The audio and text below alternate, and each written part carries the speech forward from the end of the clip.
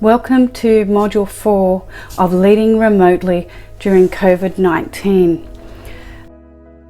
This module is about how to have those difficult conversations in a compassionate way with the people that you may be reducing their hours, asking them to go on paid or unpaid leave. You may be reducing their pay, or you may be laying them off. And you can have these conversations in a compassionate way. And that makes a big difference to the person that you are having these conversations with. As in my previous life as a HR director, I've had a number of these conversations and managed compassionately. The person can leave the conversation just feeling better about it. When I say better about it, I mean better than if they had the conversation and you delivered that message in a cold and detached way. And let's not forget that your path may very well come across this person's path, and wouldn't it just be wonderful to know that you made a difference by having a compassionate conversation with them during this period. So let's get to it. I mean, the number one thing that you can do to have this conversation is to prepare yourself, is to drop into a compassionate state. So in module number 1, you would have learned how to use the balanced breathing technique. So again, just to remind you, the balanced breathing technique is for you to take your breath when you're inhaling to the count of 6 to your center, and then exhale to the count of 6. And what that does is balance our sympathetic and our parasympathetic nervous system. Yes, when we are connecting with our parasympathetic nervous system, which we can access by taking our breath to the bottom lobes of our lungs, then we can calm our body. We can get out of our busy mind where anxiety lives and be present in this moment, in this body. And there's nothing more important than when you're having these conversations, many of them remotely, that you are fully present. If your mind is going at 1,000,000 miles an hour, then you're delivering a message to somebody and not connecting with them as a human being. Again, that is the most important thing for you to learn here, is to connect with the other person as a human being. So first step is manage your state, get into a peaceful, calm state so that you're connected. You'll also know that everything slows down when you're in this state, and that when you deliver your message, you deliver it in a more measured, considerate way. Your words will come out slower, and that is a good thing in this situation. So managing your state, number 1, and connecting with your heart here.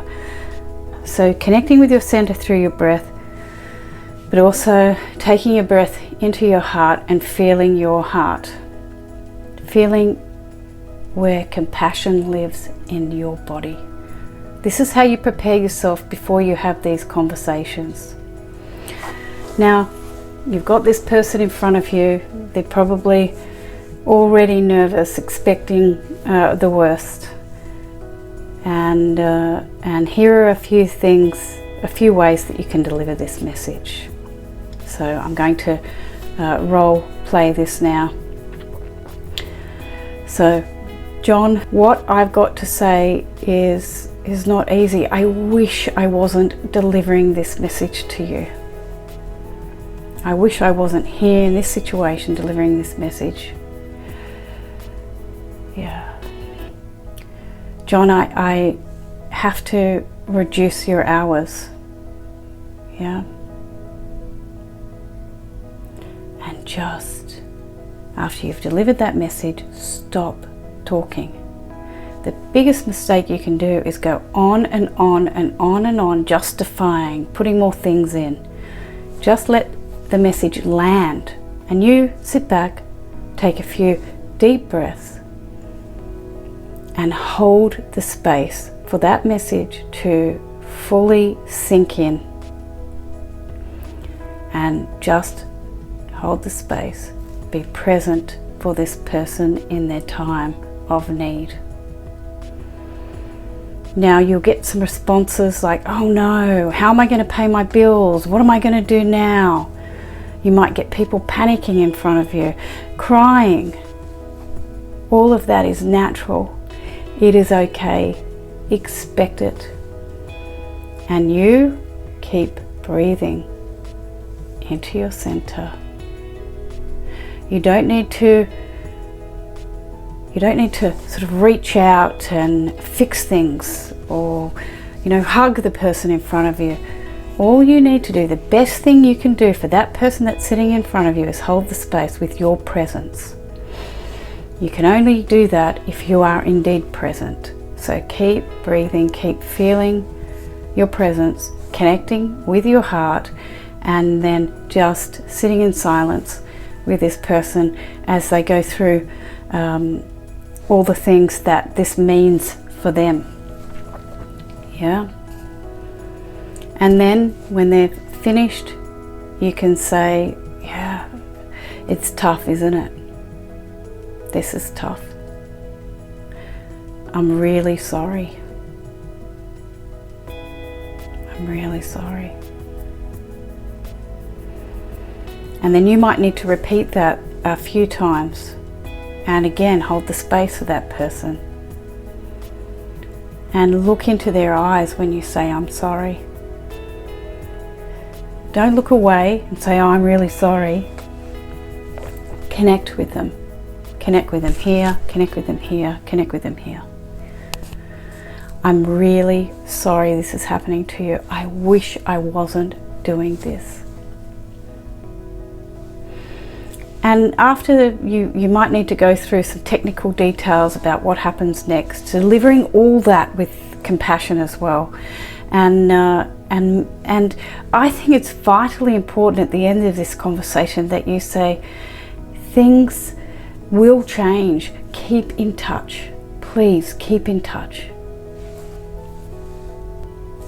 And I'll mention this separately. If somebody is crying, offer them tissues. And hold the space with your caring presence. And you can do that remotely as well. As long as you're in your center, you're connected to your center through your breath, connected to your heart, your compassion through your breath, then you can hold the space for somebody remotely. And ensure after that conversation that you are following up with that person to see how they are. So don't just leave it at that. I want to offer you my heartfelt compassion that you have to do this, because delivering this news, some of you are going to have to deliver this to lots of people. Can be, is soul destroying. So I want to offer you my heartfelt compassion and say to you, I'm really sorry that you are doing this. Yeah. And look after yourself during this period. Take lots of breaks, do a lot of breathing. Again, go and touch nature, or even hear the laughter of a child during this period. Because you're important, and looking after yourself is important, and you're a leader, so you've got all these other people to look after as well. I would highly recommend that after you've had these difficult conversations, that you come back to your team and you tell them what's gone on. Don't keep them in the dark. You know, I'm hearing stories about people just not knowing what's going on, but their colleagues are dropping off like flies. Keep your people informed during this period, and again, hold the space with compassion for your people. I really hope that this message helps you deliver these difficult conversations.